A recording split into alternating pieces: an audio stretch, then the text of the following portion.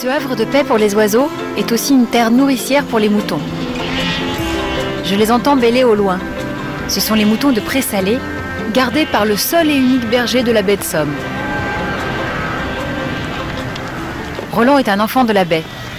Depuis son plus jeune âge, il garde les moutons, comme son père et son grand-père l'ont fait avant lui. Ah, t'aimes pas ça, mon pauvre chien. Allez, viens. Mon chien déteste l'eau. Ah ouais. Et ces formidables bottes ne sont pas étanches du tout.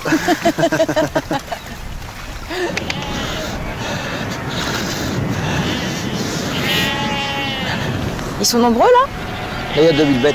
2000? Ah, mais ils sont sages pour être 2000. J'en ai goûté des moutons.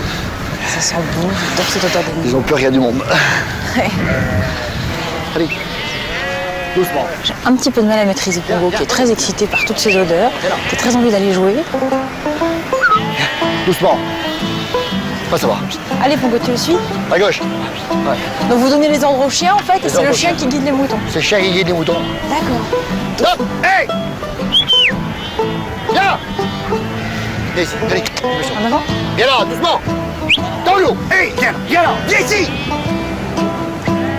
Viens, viens! Non! T'as fini, oui! C'est un jeune chien, alors il a juste... Il a des petites fantaisies. Il travaille bien, mais il faut encore le maintenir assez... Oui. On les appelle les moutons de Pré-Salé, pourquoi les moutons? Parce que c'est les moutons qui pâturent sur les Pré-Salés, si vous voulez. C'est un endroit où la mer monte et descend selon les coefficients. D'accord. Et l'herbe, c'est une herbe marine, c'est pas une herbe traditionnelle de prairie traditionnelle. Si vous voulez. D'accord. C'est une petite herbe ronde qui s'appelle la pucinelle. Ça Ils donne un autre goût à la viande. Et la viande est un peu plus rouge qu'un mouton traditionnel. Et quand vous la faites cuire, elle sent pas le goût de suif. Si vous aviez le choix, vous continueriez le même métier? C'est vraiment quelque chose qui vous plaît? Ouais, c'est un métier qui me plaît. Qu'est-ce que c'est cette bête pour vous? Qu'est-ce que vous aimez? Qu'est-ce qui fait que vous y sentez bien? Déjà la nature, et puis après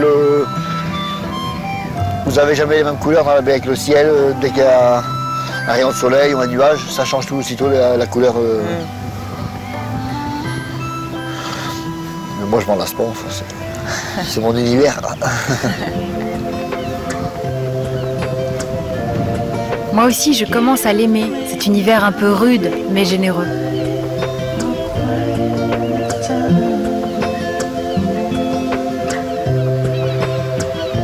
Roland m'a dit que je ne pouvais pas repartir sans avoir goûté le fameux agneau de Pré-Salé. Il me conseille de faire escale au Crotoy, un des villages de la baie, et d'aller voir Philippe, le chef du restaurant Les Tourelles.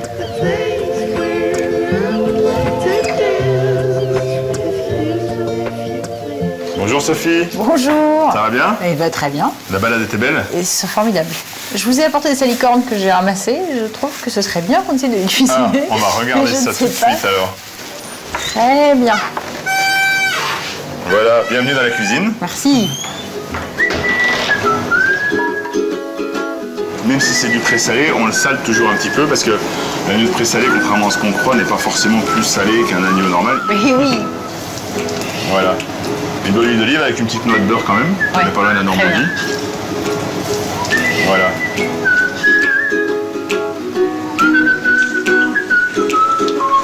La casserole est devant nous. On peut Je peux verser comme voilà, ça directement. On peut verser tout dedans. Je au-dessus là? Oui, c'est bon. Voilà. Je vais essayer d'écouter l'ébullition, mais le problème c'est que le carré d'agneau me fait parasite masque le bruit, au niveau voilà. du bruit. Voilà. Hop. Tout ça commence à sentir bon. Ça commence à sentir bon, ouais.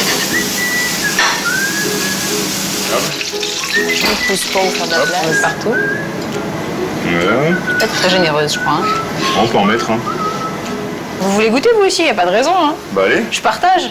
pas de problème.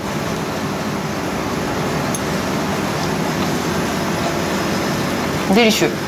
Ça ne ressemble à rien de connu. Hein.